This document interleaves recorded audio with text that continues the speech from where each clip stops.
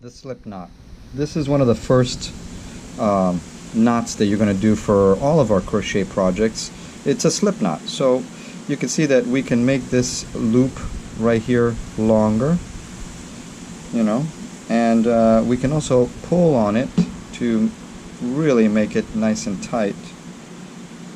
Right there, you see how it gets really nice and tight. We can also just have it disappear by just pulling on it. Now there's several ways to do a slip knot.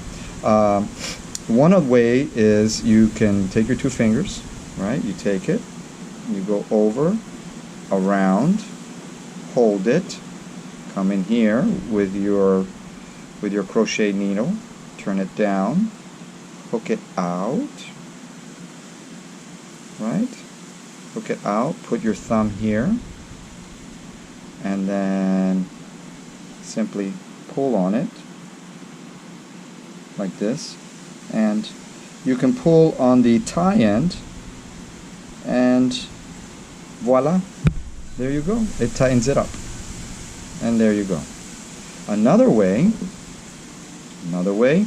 with even without the crochet needle, you can just go like this, take your two fingers inside, pinch it, take it out, you're still holding these. You go like that with your finger, and then you just, you know, there you go. There's a slip knot right there. And another way that I was just looking at is you put your string, it's very similar to the first way, you put your string here like that, right? Hold it, turn it around, right? Turn it around, then you cross over, then cross over again in an X. Then you use these two fingers to hold it. Come in here, move over here, right? There's the hook. Hook down. All right? Hook down. Put your thumb there. Take your fingers out. And then just, you know, pull on the yarn string. And there you go. I do want you to take notice that there is like a front and a back to the slip knot. There's the front. You see there's the band?